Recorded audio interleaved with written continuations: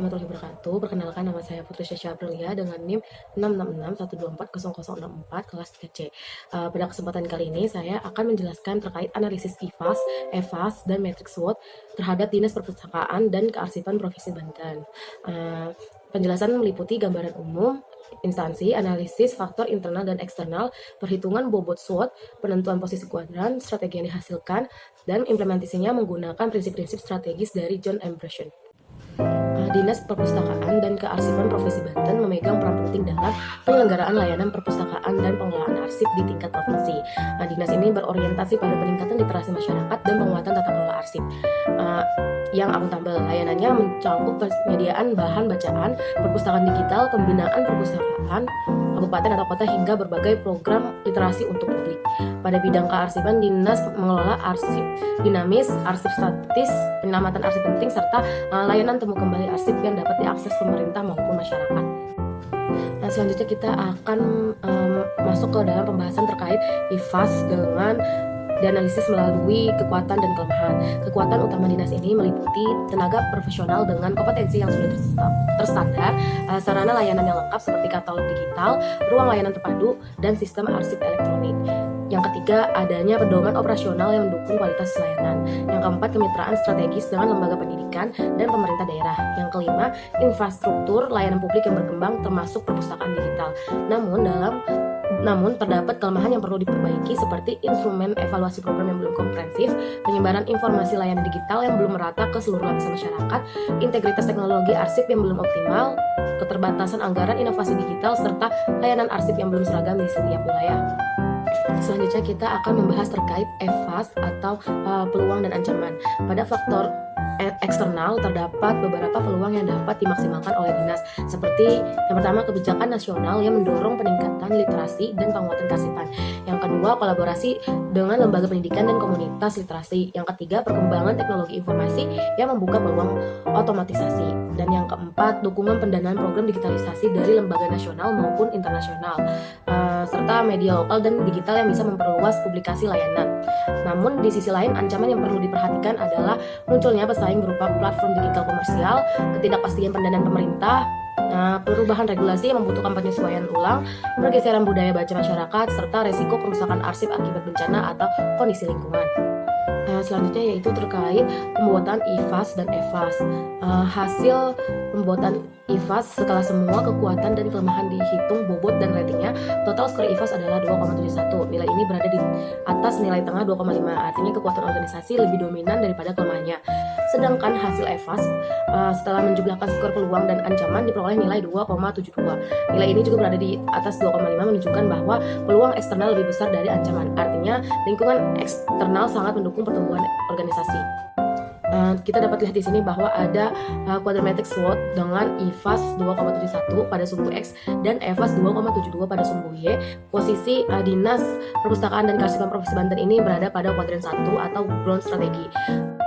Selanjutnya yaitu kita akan membahas tentang strateginya. Strategi SO dirancang untuk memanfaatkan kekuatan organisasi guna menangkap peluang. Strategi yang disusun antara lain, pertama, meningkatkan layanan katalog digital, layanan terpadu, dan arsip elektronik melalui program digitalisasi nasional. Yang kedua, memperluas kerjasama dengan sekolah, komunitas, dan pemerintah daerah. Dan yang ketiga, mengoptimalkan infrastruktur layanan publik melalui pendanaan nasional maupun internasional. Dan yang keempat, memaksimalkan media lokal dan digital untuk publikasi layanan. Dan yang kelima, membangun ekosistem literasi digital yang mudah diakses publik. Selanjutnya yaitu strategi ST digunakan untuk menghadapi ancaman dengan memanfaatkan kekuatan yang ada. Strategi tersebut adalah yang pertama, mengembangkan keamanan informasi, arsip, dan perpustakaan dengan SOP dan backup otomatis. Dan yang kedua, memperbarui layanan literasi agar tetap relevan dengan menyediakan e-book, audiobook, dan kelas literasi tematik. Dan yang ketiga, menyesuaikan SOP layanan terhadap perubahan regulasi. Dan yang keempat, mengoptimalkan ruang layanan publik untuk program literasi modern. Dan yang kelima, membuat SOP mitigasi risiko kerusakan arsip akibat bencana atau lingkungan. terkait strategi WO.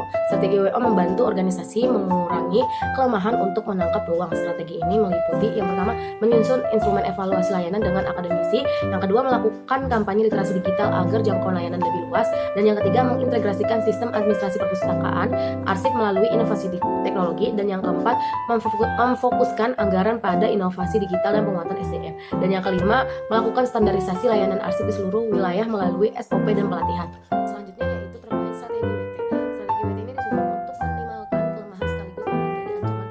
Strateginya yaitu pertama, memperbarui SOP sesuai perubahan regulasi dan zaman digital. Yang kedua, mengutamakan anggaran untuk penguatan sistem digital. Dan yang ketiga, meningkatkan kompetensi pegawai di bidang keamanan digital dan manajemen arsip. Yang keempat, mengurangi ketimpangan layanan antar wilayah.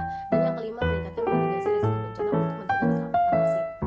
Menurut Bryson ini ada 6 prinsip. Yang pertama, memperjelas misi dan tujuan strategis. Menurut Bryson, langkah awal implementasi strategi adalah merumuskan misi dan tujuan yang jelas. Dalam Dinas Perpustakaan dan Kearsipan ini telah dilakukan melalui penetapan tujuan peningkatan literasi, penguatan digitalisasi layanan, penentuan target kinerja jangka pendek dan panjang. Yang kedua yaitu membangun kapasitas strategis. Implementasi berjalan efektif jika didukung SDM, struktur, dan teknologi yang kuat. Di dinas ini telah melakukan pelatihan SDM di bidang literasi digital, pembentukan tim digitalisasi, perumahan digital, dan layanan terpadu. Dan yang terakhir yaitu penyediaan perangkat teknologi modern. Yang ketiga yaitu penyelarasan proses internal dan sumber daya. Strategi diterjemahkan ke dalam SOP, anggaran, dan mekanisme kerja. Dinas menyusun SOP layanan digital, memfokuskan anggaran pada digitalisasi, dan mempercepat mekanisme pelayanan. Dan yang keempat yaitu kolaborasi pemangku kepentingan. Pelaksanaan strategi diperkuat melalui kerjasama dengan sekolah, universitas, komunitas literasi, dan dinas lain melalui MOU, pelatihan, dan kegiatan literasi. Dan yang kelima yaitu komunikasi nilai publik. Komunikasi publik dilakukan melalui media sosial, website, dan media daerah. Dinas juga menyediakan konsultasi daring serta kampanye literasi. Dan yang terakhir yaitu monitoring dan evaluasi. Menurut Bryson menegaskan bahwa strategi harus dievaluasi secara rutin. Dinas melakukan audit internal, evaluasi SOP, dan peninjauan berkala terhadap program digitalisasi. Bahas terkait penjelasan gambar balance scorecard pada Dinas Perpustakaan dan Kearsipan Provinsi Banten. Pada bagian pertama yaitu persepsi finansial, saya memberi rating itu 85%. Pada perspektif keuangan, fokus utamanya adalah pengelolaan anggaran yang efisien sehingga biaya layanan bisa menjadi lebih ringan tetapi tetap memberikan manfaat maksimal bagi publik.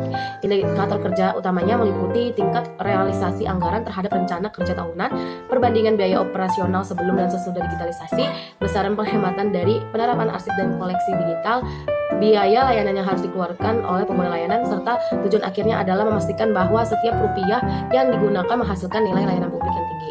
Yang kedua yaitu perceptive customer, saya memberi nilai 92%. Nah, pada persepsi customer ini fokusnya adalah meningkatkan pengalaman pengguna, memperluas akses layanan, dan meningkatkan tingkat kepuasan masyarakat. Ada beberapa KPI yang digunakan untuk mengukur perseptif ini, yaitu indeks kepuasan masyarakat terhadap layanan perpustakaan dan arsip, jumlah pengunjung perpustakaan baik fisik maupun digital, jumlah permintaan arsip yang berhasil dipenuhi, waktu pemenuhan layanan arsip atau lama antrian layanan. Semakin tinggi capaian indikator ini, semakin baik tingkat pelayanan publik yang dirasakan masyarakat. Yang ketiga yaitu perspektif internal proses. Saya memberi nilai itu 88%. Pada perspektif proses internal ini fokusnya adalah kecepatan, ketepatan, dan kepastian layanan, terutama yang berkaitan dengan digitalisasi dan standarisasi kearsipan. Indikator yang digunakan antara lain persentase arsip yang berhasil terdigitalisasi, tingkat ketepatan pencatatan koleksi dan arsip, rata-rata durasi proses layanan peminjaman atau pemintaan arsip, jumlah kehilangan arsip dengan target zero loss record, tingkat kepatuhan terhadap standar penyimpanan arsip. Karena persepsi ini memastikan bahwa seluruh proses internal berjalan efisien, terpercaya, dan aman.